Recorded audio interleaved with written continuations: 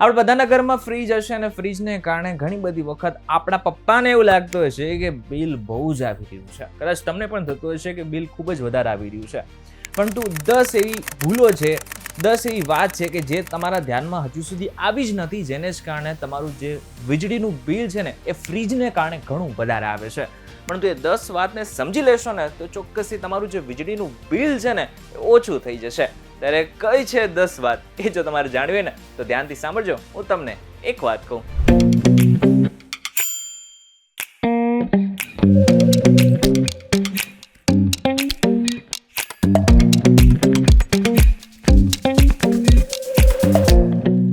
એક વખત આપનું સ્વાગત છે. હું છું આપનો દોસ્ત કરણ ચૌધરા. સૌથી પહેલી અને સૌથી મહત્વની વાત જે આપણે બધા જ ભૂલ કરીએ છીએ અને એ છે કે આપણા ફ્રીજની અંદર જે આપણે ખાવાનું રાખીએ છીએ, જે ભોજન રાખીએ છીએ, એને ખુલ્લું રાખી દઈએ છીએ, જેને કારણે પણ જે વીજળીનું બિલ આવે છે ને એ ફ્રીજને કારણે વધી જાય છે.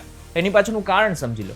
હવે જ્યારે આપણે ખોરાકને ખુલ્લો મૂકીએ છીએ એની અંદરથી ભેજ નીકળવા લાગે છે અને જ્યારે ભેજ નીકળે છે ત્યારે એકચ્યુઅલમાં ફ્રીજને વધારે લોડ પડે છે અને એને જ કારણે ફ્રીજનું જે કમ્પ્રેસર છે એ વધારે કામ કરવાનું શરૂ કરી નાખે છે અને એને જ કારણે વીજળીનું બિલ વધારે આવે છે. એટલા માટે થઈને ખાસ એવી વાત છે કે તમારું જે ખાવાનું ભોજન તમે જે ફ્રીજની અંદર રાખો છો ને એને ઢાંકીને રાખો. બીજું મહત્વની વાત, નિયમિત ડીફ્રોસ્ટિંગ કરવું. એટલે કે જે લોકોની ઘરે આજે પણ સેમી ઓટોમેટિક ફ્રીજ છે એ બધા જ લોકોના ફ્રીજની અંદર બરફ જામવો એ ખૂબ જ સામાન્ય બાબત છે. પરંતુ 2 mm સુધીનો જ્યારે બરફ જામી જાય ને ત્યારે તેને તરત જ ડીફ્રોસ્ટ કરવું જોઈએ. વધુ પડતો બરફ રેફ્રિજરેટરની ક્ષમતાને ઘટાડી નાખે છે અને વીજળીનો વપરાશ 10% સુધી વધારી શકે છે. ત્રીજું અને મહત્વનું, દિવાલ અને ફ્રીજ વચ્ચેનું જે અંતર છે એ મહત્વનું છે.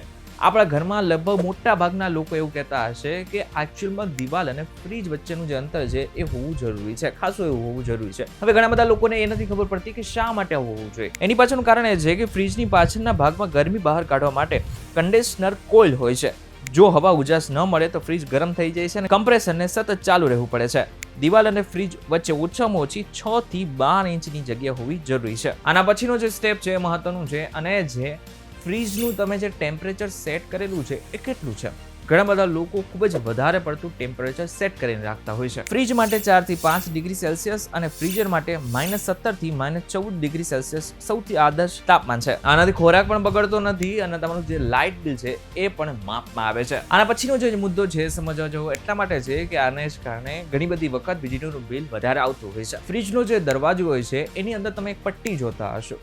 એ પટ્ટી મહત્વની છે. હવે પટ્ટી શું કરે છે? પટ્ટી છે બેઝિકલી જે ઠંડી હવા છે એને બહાર નથી ધકેલતું અને જે ગરમ હવા છે એને અંદર નથી નાખતું. પરંતુ જ્યારે આ પટ્ટી તૂટેલી હોય છે તો બેઝિકલી શું થાય છે? એકચ્યુઅલમાં જે ઠંડી હવા છે એ બહાર આવવાની શરૂઆત થઈ જાય છે અને ગરમ હવા અંદર જાય છે. અને ફ્રીજનું કામ છે કે દરેક વસ્તુને ઠંડી રાખવી. પરંતુ જ્યારે ગરમ હવા અંદર પહોંચે છે તો એને જ કારણે કમ્પ્રેસરને લોડ વધી જાય છે અને જેને કારણે પણ તમારું વીજળીનું બિલ વધારે આવે છે. એટલા માટે થઈને જે સીલ છે એ ખૂબ જ મહત્વનું છે. રબર બેન્ડ તમને જે દેખાય છે એ મહત્વનું છે. છઠ્ઠું અને મહત્વનું, વારંવાર દરવાજો ન કરો.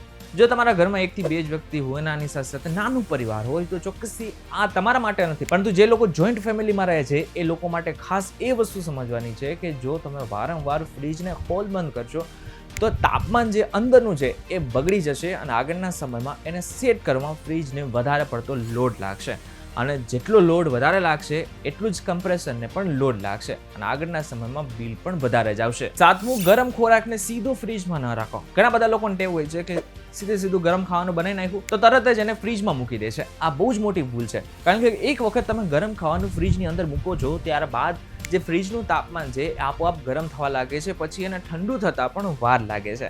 એટલા માટે થઈને આપણા ઘરડાઓ પણ એમ કહેતા હતા કે ડાયરેક્ટ સીધું ગરમ ખાવાનું ફ્રીજમાં ન જ રાખવું જોઈએ. એની પાછળનું એક કારણ એ છે કે તાપમાન બગડતા આગળના સમયમાં ખોરાક બગડવાના ચાન્સીસ તો વધી જાય છે, પરંતુ એને જ કારણે રેફ્રિજરેટરની જે ક્ષમતા છે એના ઉપર પણ અસર થાય છે. આના પછીનું જે સ્ટેપ છે અને એ છે કે ફ્રીજને ખચોખચ ન ભરો. ઘણા બધા લોકોને એવી ટેવ હોય છે કે કાં તો ફ્રીજની અંદર બહુ જ ઓછી વસ્તુ હશે અને કાં તો એટલી બધી વસ્તુઓ ભરેલી હશે કે જેને કારણે ફ્રીજને પણ શ્વાસ લેવાની તકલીફ પડતી હશે. તમને થતું હશે કે ફ્રીજને શ્વાસ લેવાની તકલીફ? હા, કારણ કે જ્યારે પણ તમે ખચોખચ બધી વસ્તુ ભરો છો ત્યારે દરેક વસ્તુને હવા પહોંચવી અઘરી થઈ જાય છે, જેને જ કારણે સતત ફ્રીજને ચાલવું પડે છે. અને જ્યારે સતત ફ્રીજ ચાલે છે ત્યારે શું થાય છે કે એકચ્યુઅલમાં જે તમારું જે ખાવાનું છે, ભોજન રાખેલું છે એ તો માપમાં ઠંડો નથી થતો, પરંતુ એની સાથે સાથે ફ્રીજને પણ એટલો જ લોડ પડે છે. અને આ બાદ જે મહત્વનું છે 9મું, અને એ છે તમારું ફ્રીજનું સ્થાન. તમે કઈ જગ્યા ઉપર ફ્રીજને રાખો છો ને એ પણ મહત્વનું છે. કઈ જગ્યા ઉપર, કારણ કે આગળના સમયમાં તમે એકચ્યુઅલમાં સૂર્યપ્રકાશની સામે ફ્રીજને રાખો છો તો આનાથી શું થશે, એટલું જ ગરમ વાતાવરણ બનશે અને આને કારણે ફ્રીજને વધારે પડતો લોડ લાગશે. છેલ્લું અને 10મું અને મહત્વનું, સાફ સફાઈ અને સર્વિસિંગ. ફ્રીજના પાછળના ભાગમાં આવેલી કોઇલ પર ધૂળ જામી જાય તો ગરમી બહાર કાઢી શકતી નથી. વર્ષમાં 2 વાર ફ્રીજને બંધ કરી પાછળની કોઇલને સોફ્ટ બ્રશથી સાફ કરવી જોઈએ.